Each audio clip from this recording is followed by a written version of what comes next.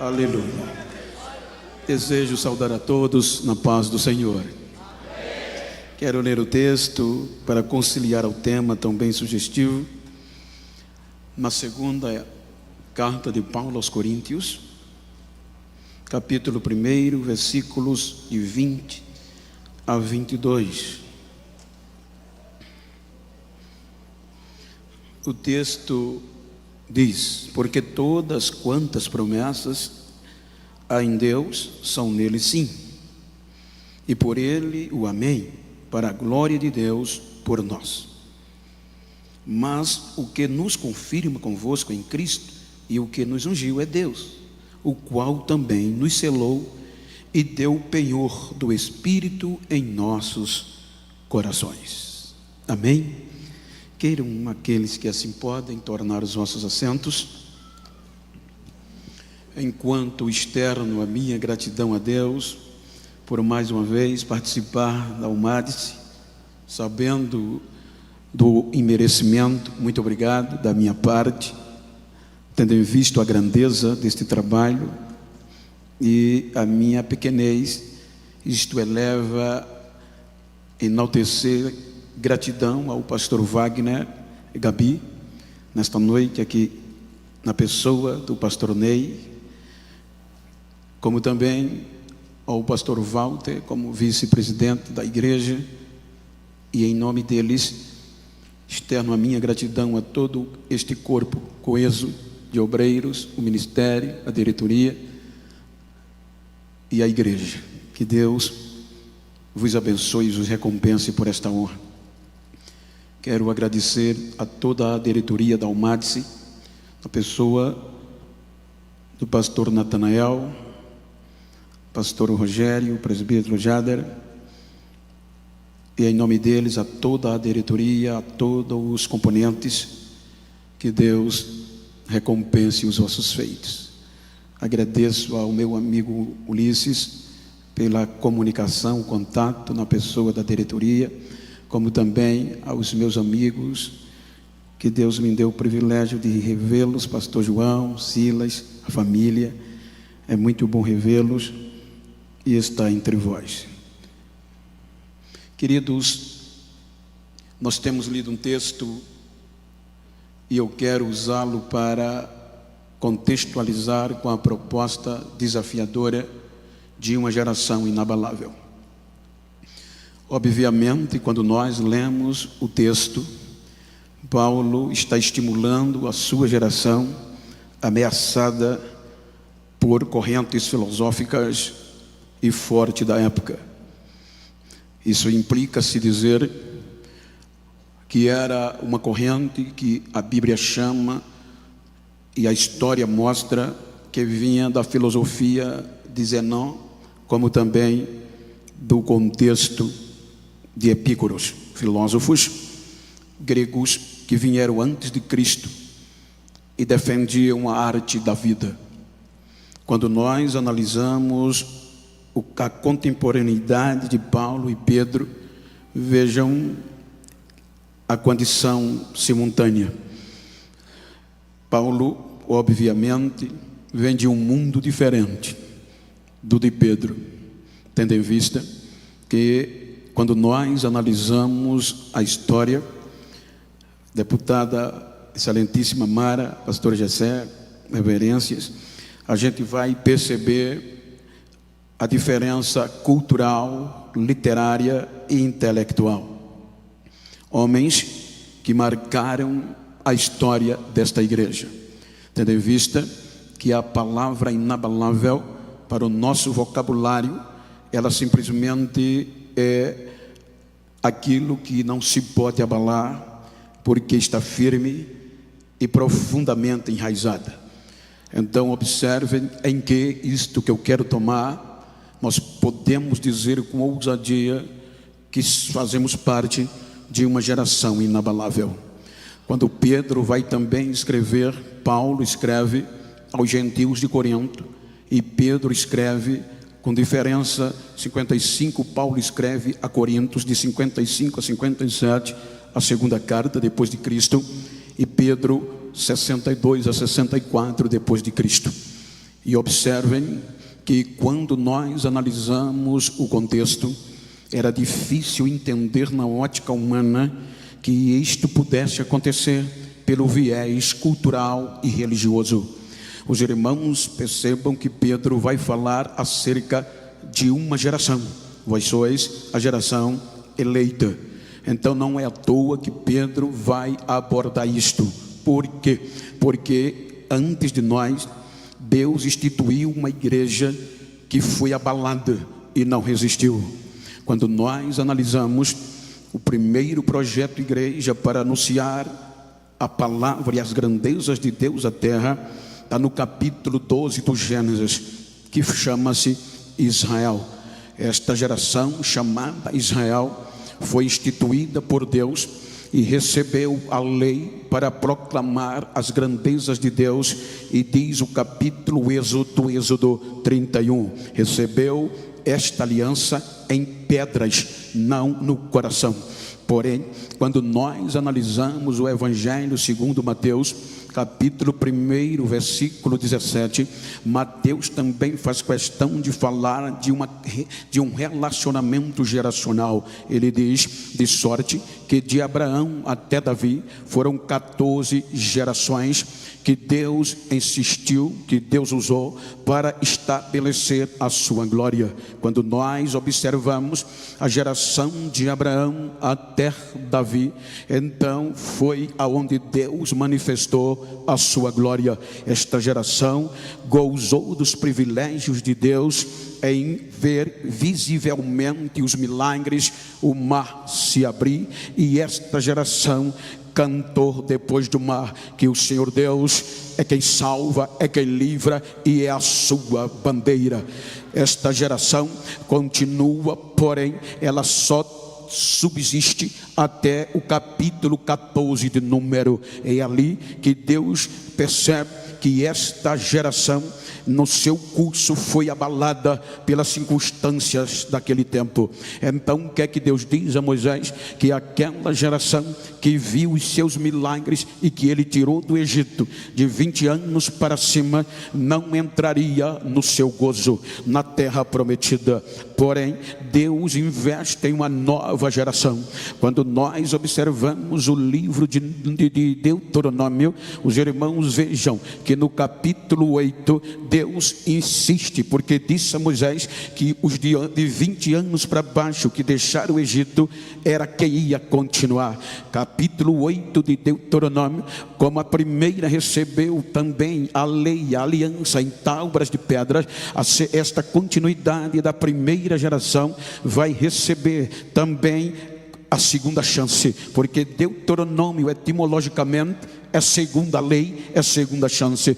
Então no capítulo 8, Deus vai levantar esta geração de 20 anos para baixo, repetindo e ratificando a lei, para que eles não fizessem como os vossos pais fizeram. Então é esta geração que vai se tornar inabalável. Agora Deus acredita nela. É esta continuidade de Abraão até Davi, são 14, que vai ver o Jordão se abrir, que vai ver as muralhas de Jericó implodir, e vai ouvir dos lábios dos não crentes um relato que admirava a inabalável graça de Deus. Porque quando eles chegam em Jericó, representado pelos dois espias, o quem era Deus e a grandeza de Deus, a invencibilidade contra Deus era tão grande que a própria prostituta Raiz, ela faz questão de dizer: todo mundo aqui em Jericó e na circunvizinhança, desde o rei até o menos importante dos súditos, não tem mais ânimo na vida. Qual é o motivo? É câncer? É não, é porque todos aqui sabem o que o Deus de vocês tem feito no meio de vós, como ele abriu o mar vermelho, como fez vocês passarem a pé enxuto, como o Deus de vocês abriu as águas do Jordão, como o Deus de vocês guerreou as guerras de vocês. Então todo mundo aqui sabe que o Deus de vocês é Deus em cima no céu e é Deus embaixo na terra. Então esta geração é quem vai entrar na terra prometida.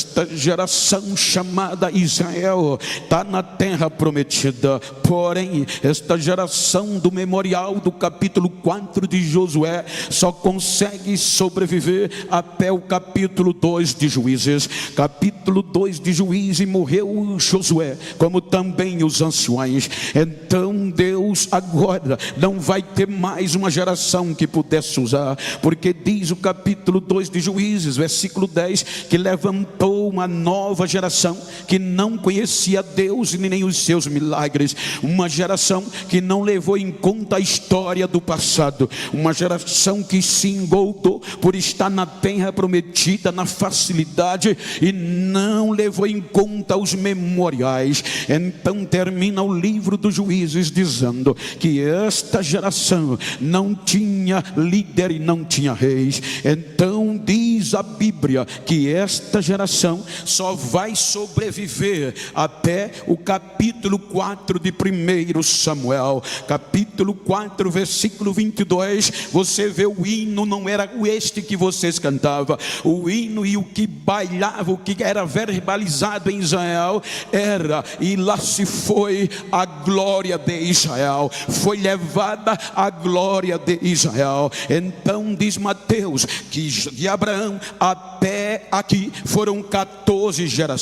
Se você analisar, ele faz questão de mencionar os cabeças dessa geração. Ele diz que começou com Abraão, com Isaac e com Jacó. De Jacó veio Judá, de Judá Perez, e de Perez vem Arão, vem Hezron e vem Arão, e de Arão a Aminadab, de Aminadab a Naasson, de Naasson a Salmão, de Salmão a Boaz, e de Boaz a Obed, Obed a Jessé. E agora esta geração não tem culto, não tem louvor e não tem que glorificar a Deus, porque a presença de Deus, a aliança de Deus, o mais importante, foi tirada. Então sem a glória tinha culto, mas não tinha milagre, tinha culto, mas não tinha alegria, porque culto sem a presença de Deus não é culto, é só ajuntamento. Você pode chamar do que você quiser.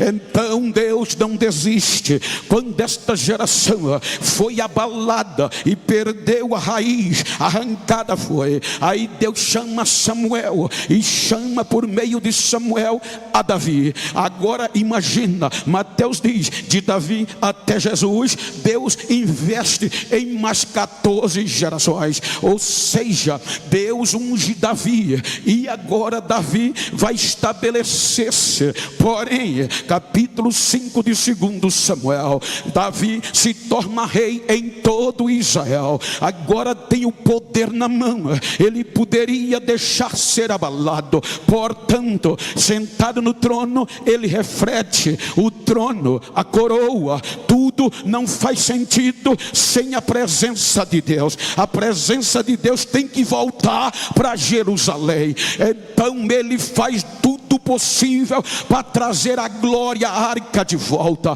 Quando a arca vem, a presença de Deus está no meio do povo. Quando ela vai entrar em Jerusalém, esta geração viu o que nunca tinha visto, a geração de Davi. Quando a presença de Deus volta para casa, até o rei Davi quebra protocolo. Ele pula, ele salta, ele grita, ele cai no chão. Quem estava vivo dizia, quem estava frio dizia: o rei está doido, o rei perdeu a ética, o rei está vadio. Não, é que quando a presença de Deus está na casa, tem que protocolo ser quebrado, protocolo tem que ser quebrado. Olha para quem está ao teu lado e diga para ele: se tu não gosta de fogo nem de barulho, vaza agora, que eu vou tocar fogo em você hoje, eu vou incendiar você hoje aqui.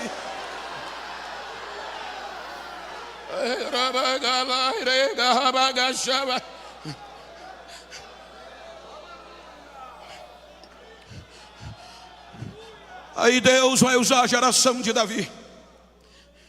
Mas a geração de Davi perde e é abalada.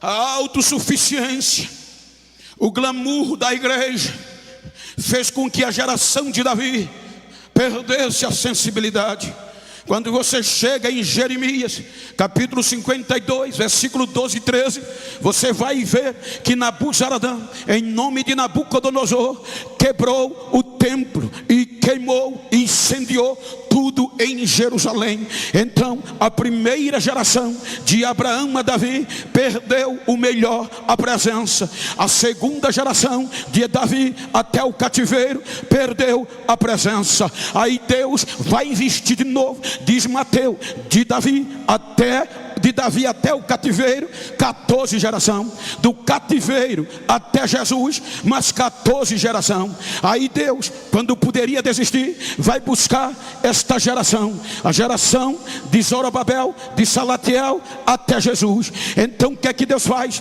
Vai buscá-los de Jerusalém, coloca de novo no meio das cinzas uma geração antiga e uma geração jovem que ia vislumbrar o futuro. Aí a Bíblia diz que Deus diz por meio de Ageu: quem de vocês aqui estão no meio das cinzas que viram a glória da primeira casa? Esta agora não vai nem se comparar, nem de longe, à primeira. Aí os velhos do passado começaram a chorar, como a gente chora hoje, lembrando às vezes dos tempos passados. Mas diz a Bíblia que a geração jovem, no meio do choro, cantava mais alto do que o choro, louvava mais alto do que o choro, e a glória de Deus desce. A glória de Deus desce. Aí Deus diz a Ageu: vai e esforça o meu povo. Digo, meu povo que tenha coragem, que se esforce e que trabalhe, que eu tenho uma aliança com ele e não vou tirar deles o meu espírito.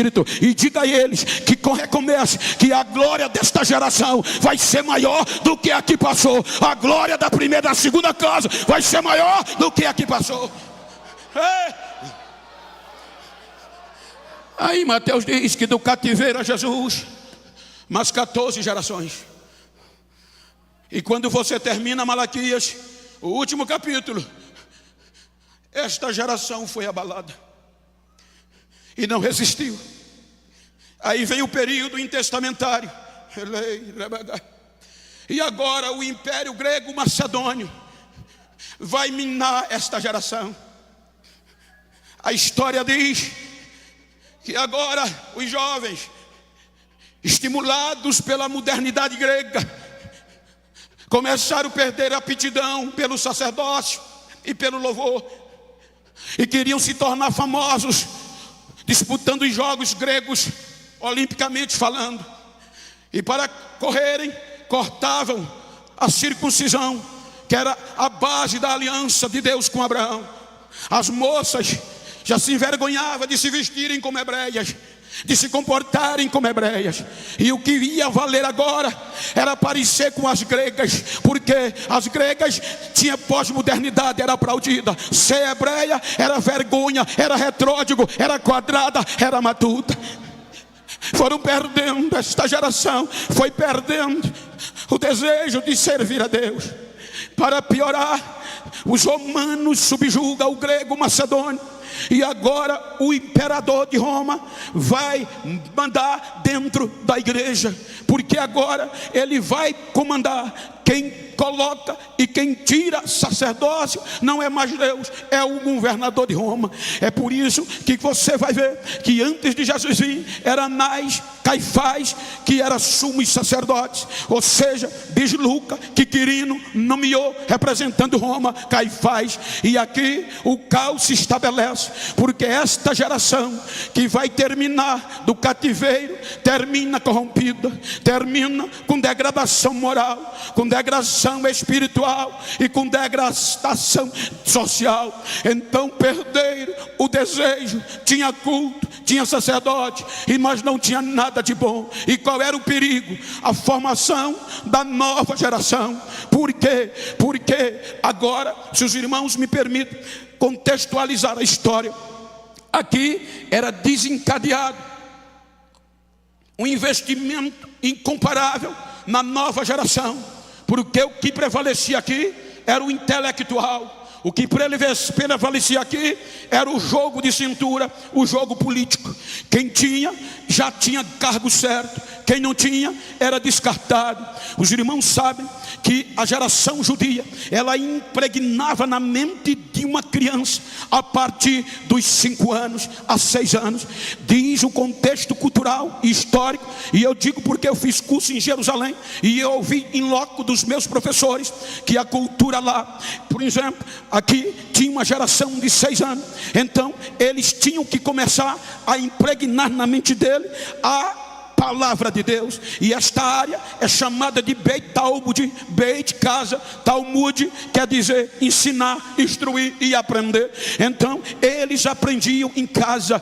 Beit Talmud, estudo em casa, aprendizado em casa, instrução em casa e ensino em casa. Então com 5 anos a 6, o pai e a mãe ensinavam a filha e o pai o filho. O pai dizia ao filho e a mãe à filha. 3 matérias, se eu posso chamar matéria. Primeiro, a lei. Esta geração era ensinada a aprender a lei a partir dos 5 anos de idade, para quando crescer não desviar, não abalar, não se deixar se levar por o que acontecesse. Então quando eles completavam 12, de 10 a 12 anos, a menina também ia para o outro estudo, porque depois da lei, até os 12 anos, eles aprendiam comportamento de como o judeu, mediante as circunstâncias, se comportaria. E a terceira, o alimento, o que pode, o que não pode, o que é limpo, o que é imundo. Quando eles completavam 12 anos, já estava com isso aqui. As meninas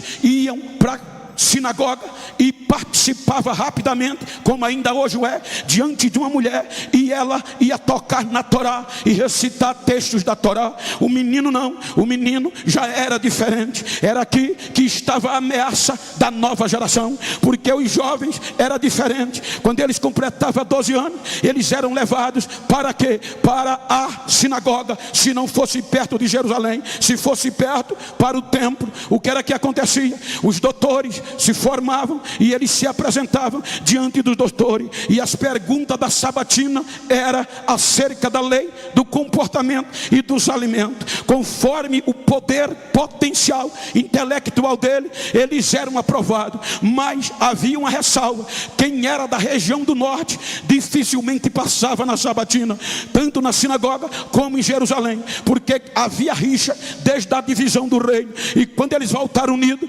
quem era do norte foi para o norte, e o norte é fronteira com os pagãos cirofenícios. Aí os do sul, onde estava o poder religioso, político, educacional, dizia: dali do norte nunca vai sair ninguém importante, nunca vai sair um mestre que preste, nem um profeta, porque é mistura com os pagãos. Então por isso que agora os jovens chegavam em Jerusalém e na sinagoga, aí os mestres viam esse menino de futuro, ele respondeu bem, aí eles diziam: escolha entre esses mestres, qual deles você quer se tornar discípulo? Como eu era bom no meu conhecimento, eu ia dizer: eu quero estudar aos pés do mestre Ney. Aí o mestre Ney ia me dedicar a ele por mais 15 anos. Durante de 12 a 15 a 30 anos eu ia comer poeira. Por isso que quer dizer aprender aos pés do mestre Ney. Eu ia só andar atrás dele, observar tudo o que ele faz, aprender tudo o que ele diz e estudar. Aqui é chamado de Beit Midrash. Beit, casa, estudo em sala. Quer dizer, Midrash, estudo, investigar, pesquisar e buscar. Então nestes 15 anos eu ia mensurar, pesquisar, dedicar a todos os versículos para saber o seu significado, porque com 30 anos eu já tinha aprendido e eu ia ser consagrado mestre pelo meu mestre. Quando ele me consagrava, agora com 30 anos eu poderia formar discípulo e pregar o que eu aprendi na minha lei diante do pé dele. Porém, qual era o problema? É que havia uma degradação para esta geração. A corrupção tomava conta do contexto sacerdotal. Diz a história com todo respeito, que os sacerdotes comiam propina, que os sacerdotes estavam enrolados, era dono das maiores e a maior potência da loja em Jerusalém. Os crentes traziam oferta, os judeus traziam oferta, eles não deixavam entrar. Chegava, botava soldado do templo na porta para eles espinhar e investigar e olhar o animal, o pombo e a moeda. Tem defeito, não vai entrar, porque se não entra, vai comprar lá dentro. E para comprar lá dentro, quem ganhava? O sacerdote e os seus agregados. Então tudo era barrado. Por isso que quando Jesus vai entrar, ele arrebenta com tudo isso. Primeiro, quando ele vem, Deus não aguenta mais isso. Deus olha, porque tinha culto, tinha ritual, matava boi, queimava incenso, tinha jejum, mas não tinha mais a presença de Deus. Eles não valorizaram. Tinha beleza, tinha ouro, mas não tinha presença. Eles entravam no culto, passavam pelos aleijados na porta. Eles saíam do culto, passavam pelos marginalizados no templo, mas nenhuma oração eles tinham a força de fazer. Tinha conhecimento, tinha intelectualidade da lei, mas não tinha unção de Deus e não tinha a presença de Deus na vida.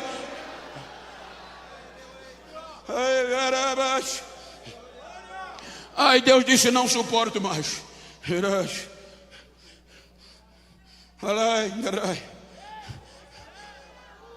Aí diz: vou enviar o meu filho, porque eu já enviei profeta e eles não ouviram. E se eu enviar meu filho, sabendo eles que é meu filho, vão me ouvir.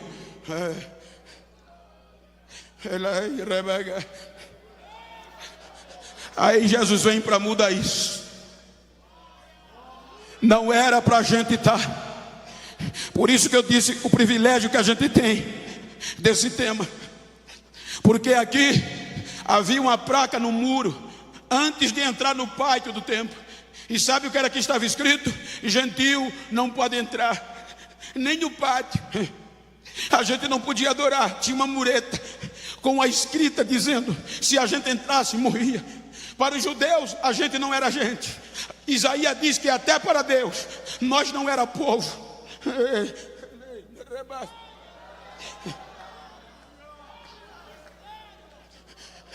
Aí Jesus vem para cumprir o processo legal. Aqui tem vários advogados, doutores, sabem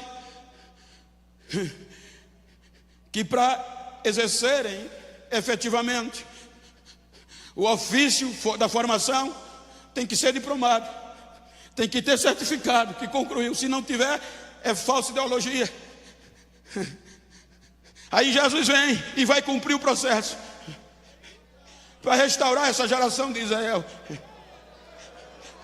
Com 12 anos ele vai ser sabatinado. Ele já estava com 12 anos sabendo comportamento, alimentação e a lei. Quando chega diante dos mestres no templo central de Jerusalém, que os mestres fazem as perguntas a ele da lei, ele dá um show. A Bíblia diz que ele dava a interpretação e ensinava os doutores. Aí os doutores olhavam para o outro e diziam: menino, eu nunca vi isso. Que sabedoria danada é essa? De onde é esse menino? É do norte, é da Galileia. Se é da Galileia, não vem nada que preste. Descartaram Jesus, porque o jogo de cintura e a intelectualidade regional, cultural, era o que importava. Aí Jesus sai da história.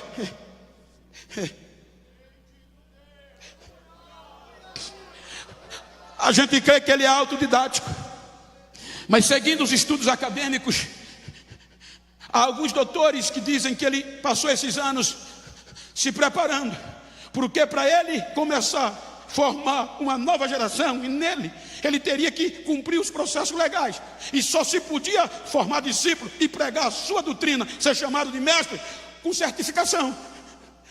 Senão, Jerusalém caçava. Aí vai estudar em Alexandria,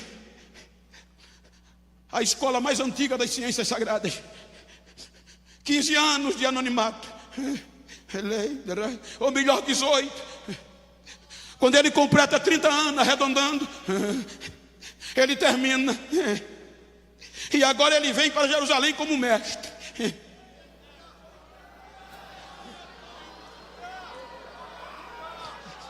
E como mestre, a lógica ideal era ir para Jerusalém, mostrar a formação.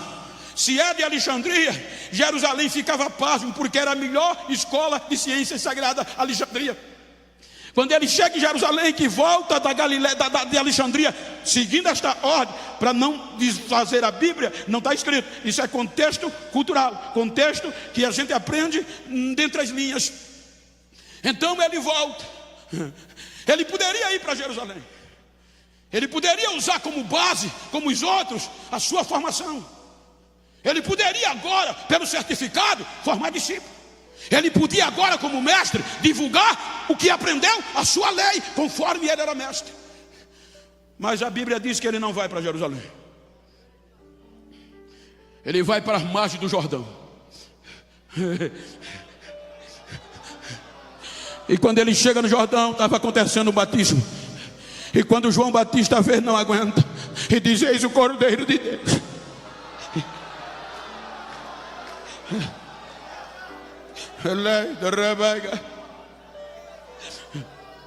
Ele entra nas águas e João o batiza. Quando ele é batizado, o diploma não aparece, o céu se abre e o Espírito Santo desce.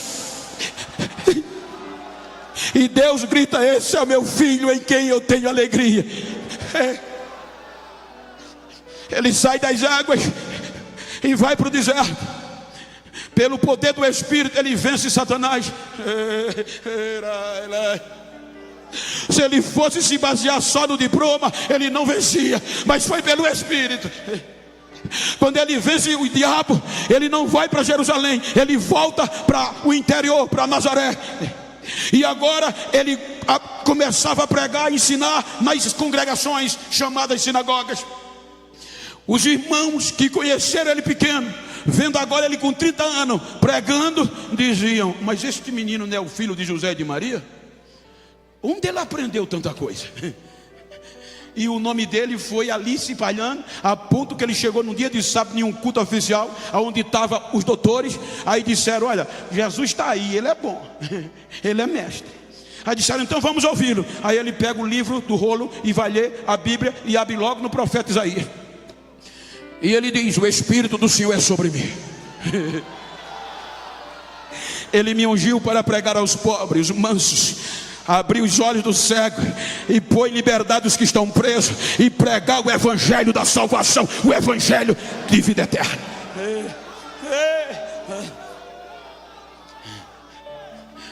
Mas Israel rejeitou. A geração de Abraão a Davi perdeu a presença, foi abalada. A geração de Davi ao cativeiro foi desarraigada e arrancada. E a geração do cativeiro a Jesus não valorizou e foi abalada. E quando ele foi rejeitado, era para Deus desistir. Porque Paulo aos Romanos diz: os ramos da oliveira se quebraram. Aí Paulo, Romanos 11, 25, ele dizendo aos romanos, diz: Deus, por causa disso, endureceu o coração dos judeus de Israel para vocês entrarem. Aí Deus olha para os gentios.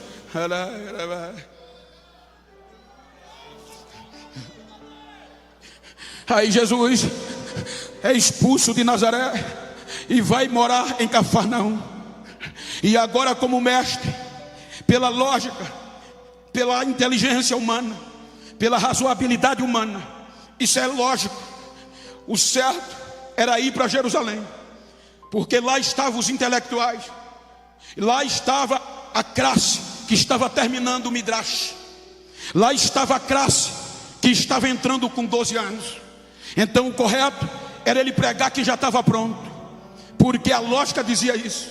Mas não, ele vai começar a pregar e investir em uma nova geração, e vai começar pelos analfabetos. Escuta, eu não estou desfazendo do estudo, eu estudo até hoje, mas olha como tinha tudo para dar errado. Nenhum mestre de juízo fazia isso. Aí ele não vai para Jerusalém, onde estavam os intelectuais.